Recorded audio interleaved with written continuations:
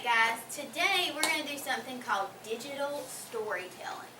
Okay, what is digital storytelling, first of all? Give me some examples of what you think these words mean together. You may? Miana?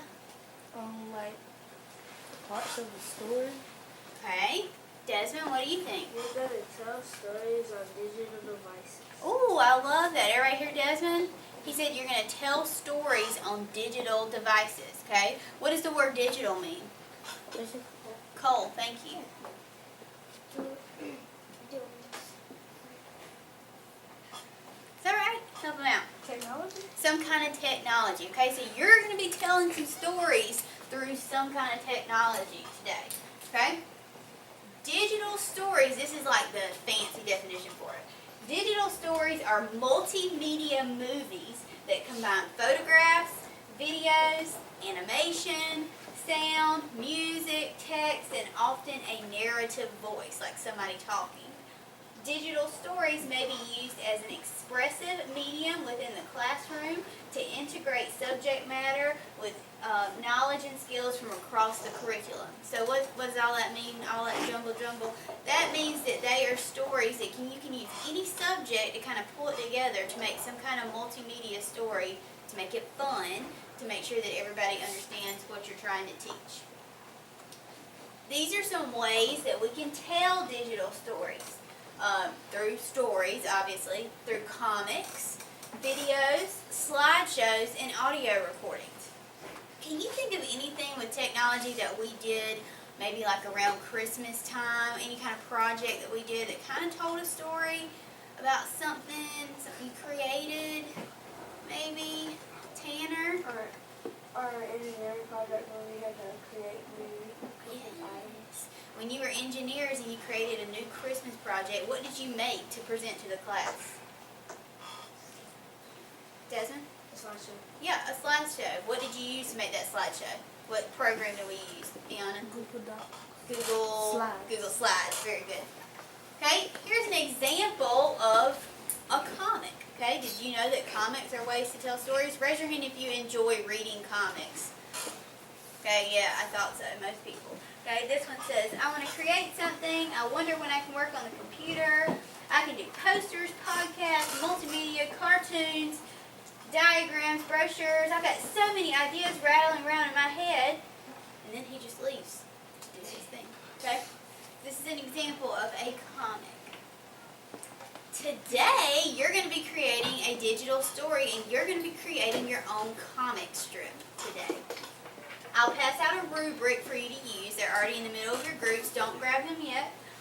When you finish, you're going to email it to me and post your link in our Google Classroom so that everybody can read everybody's comic strips that they make. Okay? So before we get started, I just want to talk just for a second about internet safety. Y'all know this already, but don't forget to follow directions of internet usage while doing this. You know what you're supposed to be doing online, and you know how to be safe online. Okay, today all we're doing is going in our Google Classroom. The link is on there. You're going to follow that, and you're not going to go and do anything that you're not supposed to do, right? Yes, ma'am. Give me a thumbs up if you're going to do what you're supposed to do. Awesome. You should only be working on what I show you, okay? Before I have you log on, I'm going to go ahead and show you the rubric. So if everybody will grab a rubric from the middle of their table, it's that green piece of paper. And let's look at this together. This is going to be how you get your grades today. Okay? Alright, the first element that you get graded for is at least 3 or more boxes for your comic option. Okay, you know what a comic strip looks like, and you need at least 3 boxes. You can have more than that, but 3 is going to be your minimum. Okay, you have to have text on each part. This is fun, but it's also a story, so you got to type something. Okay, you've got to have something written. You also have to have an illustration on each part. You're probably wondering how you're going to draw on the computer, right? You're going to find out in just a second. Also, you have to have 4th grade appropriate writing with dialogue for the characters. What do you think that means, dialogue between characters? Elijah?